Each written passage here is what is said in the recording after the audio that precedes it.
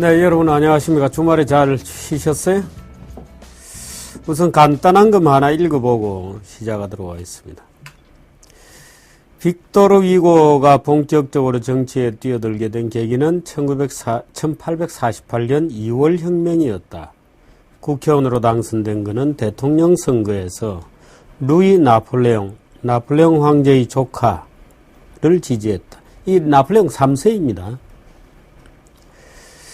나폴레옹 3세, 굉장히 논란이 많았던 인물인데요. 1848년에서 소위 1870년 보불전쟁 직후에 만들어진 파리 꼬뮌으로 실각할 때까지 프랑스 절대주의 왕조를 지배했던 자죠. 그런데 나폴레옹이 권력을 내려놓지 않으려고 스스로 쿠데타를 일으키자 그를 프랑스에 대한 배신자로 규정하며 격렬하게 비판했다. 빅토르 위고가 대로를 뛰어다니며 시위를 벌이는 그에게 누군가가 팸플릿을 찍어야 하지 않겠느냐고 질문하자 아니요, 무기를 들어야 하오 라고 답했다. 당시 파리에서만 400명이 학살당했지만 그는 다행히 목숨을 건져 벨기에로 피신했다.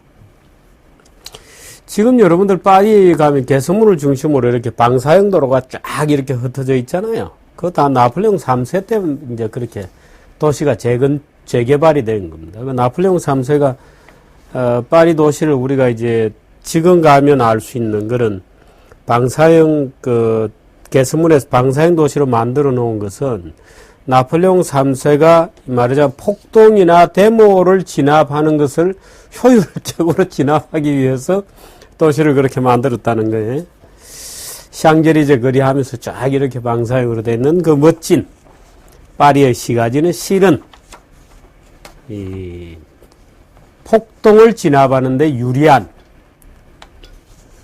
읽어보죠. 망명 중에도 계속 비판적인 글을 발표하다가 벨기에에서도 추방되어 도버 해협이 보이는 영국령 건지섬에 머물게 된다. 지금 이 건지섬은 텍세이본으로도 유명합니다. 후일 루이 나폴레옹이 사면령을 내렸으나 그는 망명 생활을 고집했다.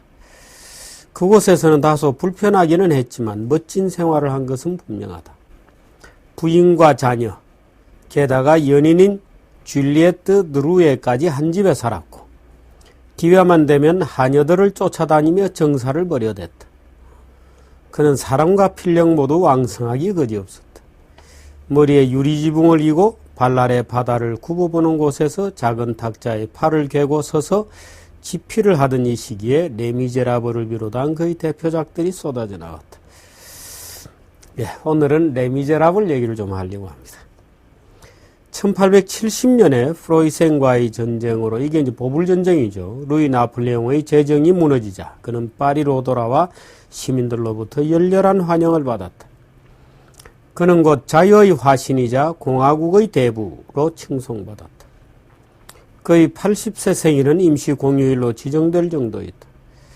1885년 81세의 나이로 81세? 아니면 83세입니다. 이 좀 오타 잘못 쓰신 것 같네요. 나이로 임종했을 때는 장례식이 국장으로 치러졌다. 20명의 젊은 작가가 황태용으로 그의 관을 옮겼고 200만 명의 시민이 뒤를 따랐다. 그인의 죽음은 프랑스의 좌파와 우파 민중과 엘리트들 모두 모이게 만들었다. 그가 미리 쓴 유언장에는 이렇게 쓰여 있다. 신과 영혼, 책임감 이 세 가지 사상만 있으면 충분하다. 적어도 내게는 충분했다. 그것이 진정한 종교이다. 나는 그 속에서 살아왔고 그 속에서 죽을 것이다. 진리와 광명, 정의, 양심 그것이 바로 신이다. 문인이 정치에 관심을 두는 것이야 본인의 자유다. 그렇지만 기껏해야 권력의 나팔수가 되거나 서로 치졸한 말싸움을 벌이는 꼴은 보기에 안타깝다. 위고처럼 온 국민의 추앙을 받는 문인이 나오면 좋겠다는 바람이다. 이 글을 쓴 사람은 서울대 서양사학과 교수인 주경철 교수입니다. 다른 언론에 난 건데요. 조선일보 주경철의 히스토리아라고 하는데 193회째 빅토르 위고에 관해서 쓴 내용을 제가 잠시 읽어드렸습니다. 85년에 81세의 나이는 아니고요. 이 위고가 1802년생이니까 아마 83세나 4세였을 겁니다. 레미제라블 얘기입니다. 이 레미제라블이라고 하는 영화를 제가 최근에 봤습니다. 보고 뭐 그렇게 썩 재미가 있지는 않았어요. 그래 뭐 그럭저럭 2시간 한 3, 40분 이렇게 자다가 깨서 보고 또 약간 지루하면 좀 졸기도 하고 그랬었는데, 오늘 말씀드리려고 하는 것은 한 가지 책도 좀 소개해드리고 또 이 레미제라블의 장발장의 얘기도 좀 해드릴까 하고, 책 소개해드리고 싶은 책은 이겁니다. 노명식 교수가 지은 책입니다. 우리나라 작가들 중에 실제로 서양사의 한 대목을 번역이 아니고 직접 저술하는 경우가 그렇게 흔치 않습니다. 그런데 프랑스 혁명에서 파리 꼬뮌까지 1789년에서 1871년까지의 격동의 근 몇 년이 되나요? 근 82년, 3년 격동의 세기, 근 100년에 이르는 대혼란과 격동의 시기를 요약한 프랑스 혁명에서 파리 꼬뮌까지. 레미제라블이라는 영화에는 1932년 6월 봉기 6월 4일과 6월 5일 이틀 동안 있었던 프랑스 파리 동부 지역의 바리케이트, 그 바리케이트 안쪽은 해방구라고 부르는 거죠.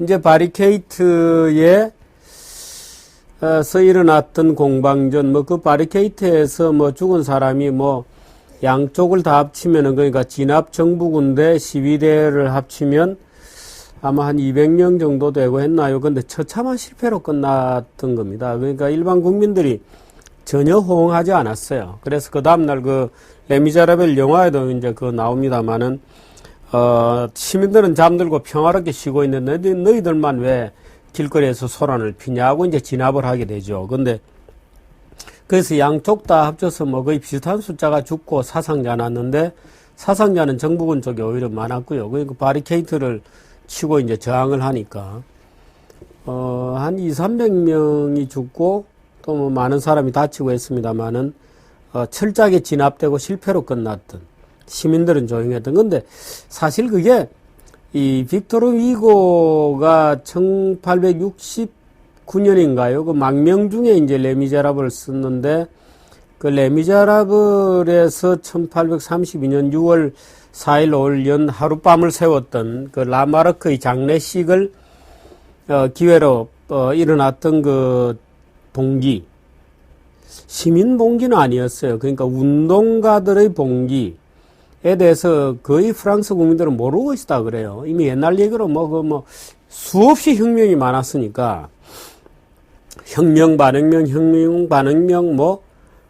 구데타가 나오고 총선을 또 하고, 또 왕정이 들어서면 무너지고 나폴레옹이 등장했다 쫓겨나고 공화정이 세워졌다 왕정으로 가고, 엎치락 뒤치락 레볼루션 대 카운터 레볼루션이, 그 혼란기가 근 100년 가까이 지속이 돼. 1789년에서 1871년까지. 이 파리 꼬뮌은 이제 보불전쟁으로 만들어진 건데요. 이제 보불이라고 하면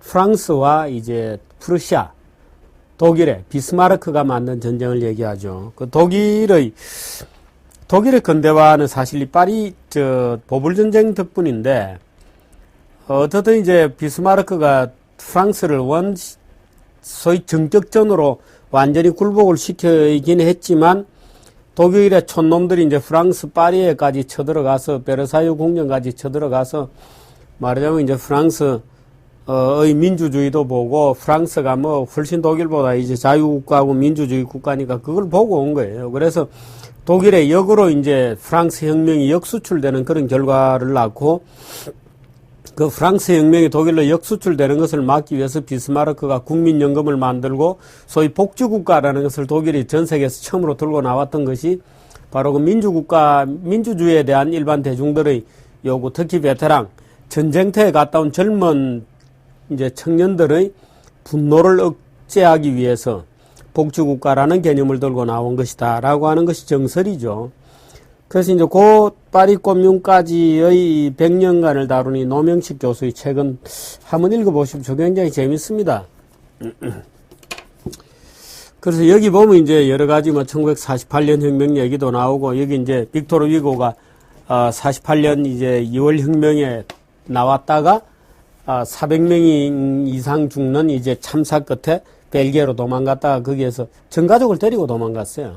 벨기에로 도망갔다가 영국의 건지섬으로 가서 건지섬에서 이제 이 빅토르 위고의 대표작인 레미제라블을 썼다 뭐 이런 얘기 나옵니다만, 1948년도 1848년 혁명에 대해서도 이게 아주 자세히 나와 있습니다. 그래서 통사적으로 쭉 시간 순서에 따라서 쭉 쓴 책인데 2011년도 6월 달에 나온 책입니다. 그러니까 그렇게 옛날 책은 아니에요. 여러분들 한번 읽어보시기 바랍니다. 조금 무거운 책이고, 그렇게 썩 재미있게 쓰여지지는 않았어요. 그러나 이 프랑스 혁명 이후 근 100년간에 걸쳤던 프랑스의 대혼란은 유럽사를 관통하는 것이고, 기억을 하시기 바랍니다.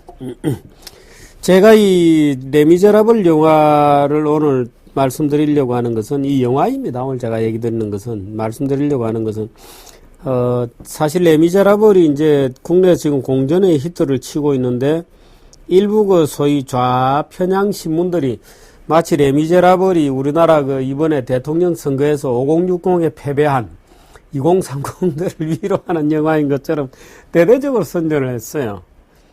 뭐 심지어 뭐 신문에서는 뭐 한 페이지를 뭐 완전히 헐어가지고 또는 두 면을 헐어가지고 레미제라블이 마치 이번에 대선에서 패배한 2030들을 위로하는 영화인 것처럼 썼어요. 그래서 저는 레미제라블을 어떻게 했길래 저렇게, 물론 레미제라블이 빅토르 위고가 적어도 시민군이나 또는 시민혁명가들을 따뜻한 시각으로 보고 있으면 분명해요.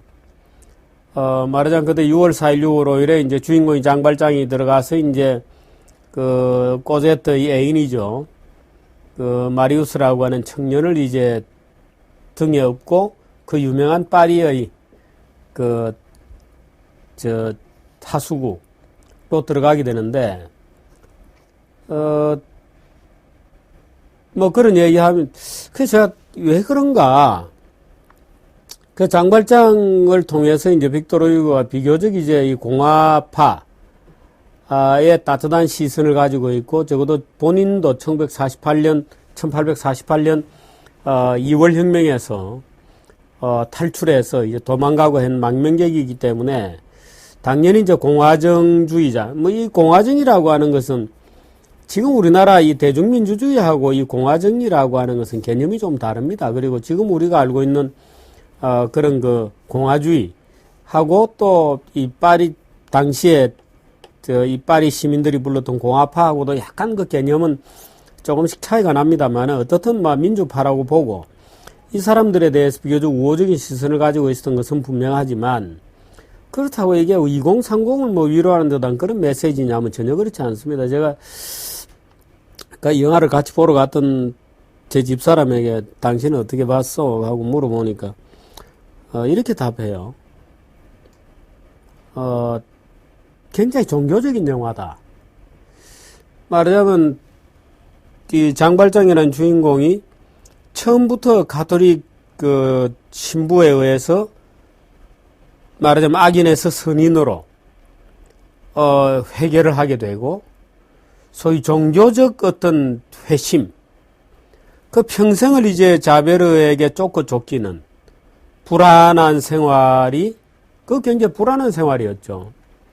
그 탈옥수에다 전과자 빵 한 조각 훔친 것 때문에 19년을 살지 않았습니다. 많은 사람들이 그렇게 신문에서 쓰고 있는데요. 그렇지 않습니다. 빵 한 조각을 훔쳤기 때문에 죄를 살게 된 것은 5년이고, 거듭되는 탈옥을 했기 때문에 계속 중벌되어서 19년을 살게 된 거죠.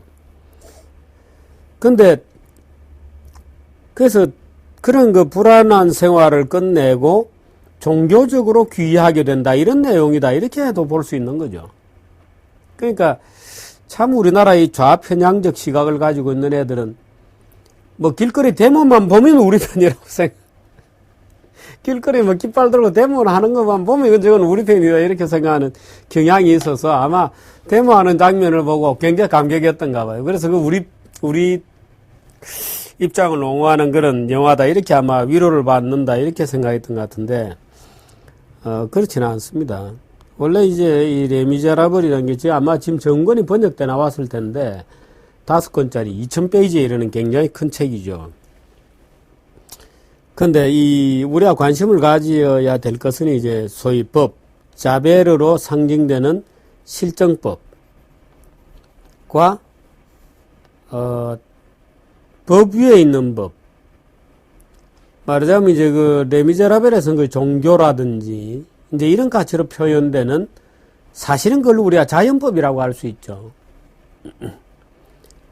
그래서 그게 법치주의 대 무슨 뭐 온정주의 이런 대결은 아니에요. 사실은 법치주의 대 말하자면 실정법 대 자연법 이렇게 볼 수 있고요. 그렇습니다. 그래서 이 장발장이 감옥에 있는 장면은 그 영화에서 나오지 않았어요. 근데 이제 감옥에 있다가 노역형을 살고 이제 그 영화에는 보면 뭐 여러 가지 노역형 장면이 나옵니다만은 강제 노역을 하게 됩니다. 근데 사실 이때 이 감옥이라는 것이 무엇인가에 대해서 제가 전에 한번 여기서 정규제 TV 프로로 사형제도 존폐론에 대해서 한번 설명을 할 때 그런 얘기를 했습니다만은 이 감옥이라고 하는 것이 생긴 것이 대개 18세기 언저리예요. 그전에는 감옥이라는 게 존재하지 않았습니다. 그럼 그전에는 죄인을 어떻게 처벌했냐 하면 말 그대로 처형을 했죠. 예를 들어서 장발장 같은 경우에 만일에 감옥이 없었더라면 훔친 손은 어느 손이냐? 왼손으로 훔쳤다 그러면 왼손을 잘랐을 거예요. 예를 들어서 뭐 죄에 따라서 뭐 손목을 자를 수도 있고 발을 잘라버릴 수도 있고 또는 뭐 저 남성 같은 경우는 신체의 주요 부위를 뭐 사마천처럼 궁형을 당할 수도 있고 잘라버릴 수도 있고 그 다음에 이제 목을 죽이는 방법도 여러 가지죠. 사형제도에도 목을 자를 수도 있고 사지거형 팔다리를 다 찢어 죽일 수도 있고 불에 태워서 죽여버릴 수도 있고 아니면 태형이 있습니다. 서양도 우리와 마찬가지로 아주 복잡한 태형 제도를 가지고 있었죠. 우리나라에도 태형이다 그러면 몽둥이로 엉덩이나 볼기짝을 치게 되는데 볼기짝을 치는 말하자면 매의 종류도 여러 가지가 있죠. 그래서 어떤 종류로 몇 번을 어디의 지점을 가격한다 하고 아주 복잡하게 묘사되어 있습니다. 옛날엔 친척들에게 대신 가족들이 책임을 지죠. 예를 들면 흥부 놀부전에도 보면 흥부가 놀부가 뭔가를 잘못해서 벌을 받아야 되는데 놀부가 대신 가서 이제 태용 50대, 장 50대에 처하라 해서 이제 놀부가 이 매를 맞고 나오는 장면이 있는데 이 가족들이 대신 처형을 받기도 하고 그랬습니다. 그러니까 감옥이라는 것은 기껏했자 구치소죠. 그러니까 처형을 받을 때까지 옛날에 이런 원칙입니다. 재판은 비공개로 하고 처형은 공개로 하는 거죠. 지금 우리는 반대죠. 재판은 공개로 하고 처형은 비공개로 합니다. 근데 옛날엔 그렇게 하지 않았습니다. 재판은 비공개요. 처형은 공개죠.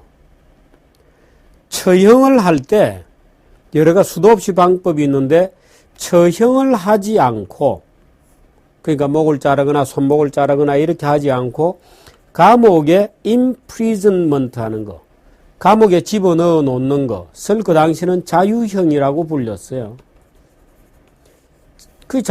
감옥에 집어넣는 게 왜 자유냐 이렇게 얘기하지만 목을 자르거나 팔다리를 잘라버리지 않는 것에 비하면 자유죠. 근데 감옥에 지 마음대로 있으니까 감옥에 집어넣어 놓거나 이런 겁니다. 그래서 이제 처형제도가 점차 처형 아닌 다른 형벌제도로 바뀌는데 다른 형벌제도 중에 대표적인 것이 이제 구금형이죠. 감옥에 집어넣어 놓는 거. 그 다음에 노역형입니다. 노역형이 이제 장발장은 이제 감옥에 있으면서 노역형을 살게 되는데 감옥에 있으면서 이제 정해진 시각이 되면 발에 쇠사슬을 끌고 이제 징징 소리가 나면서 끌려 나와서 사람들이 보는 데서 강제 노역형을 하는 겁니다. 예를 들어서 다리를 짓는다, 뭐 그러면 이제 나와서 다리를 짓고 하는 거죠. 그 노역형, 유배형이 있습니다. 유배형. 뭐 그런 여러 가지 방법들이 있죠. 근데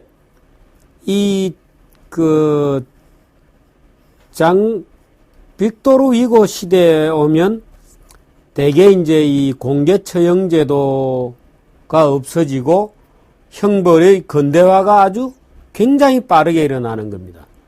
그러니까 빅토르 위고 시대, 빅토르 위고가 특히 그 장발장의 탈옥 문제를 다루게 된 것은 그 imprisonment, 감옥에 집어넣는다고 하는 것이 그 당시 새로 생긴 제도였어요.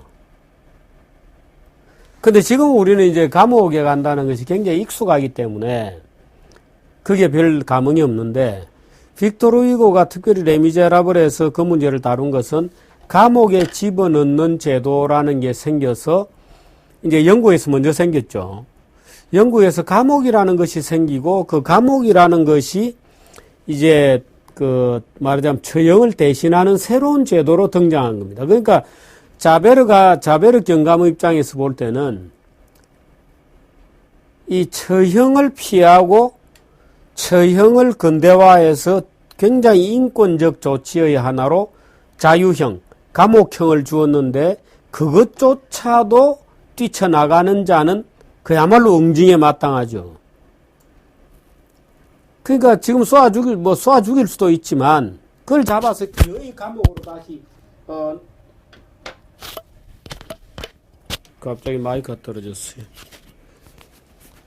그래서 그것을 기어이 다시 감옥으로 돌려보내려고 하는 그 자세가 어떻게 보면 이 소위 그 자베르로 상징되는 근대 법치주의의 어떤 집요함 또는 근대 법치주의라고 하는 것의 어떤 성립되고 있는 단계, 이런 것을 잘 보여주는 것입니다. 그래서 소위 이제 우리가 뭐 영화로 보면 뭐 심플하지만, 그래서 감옥이라는 제도가 새로 만들어지고 있는 와중에 일어났던 그런 일들이죠.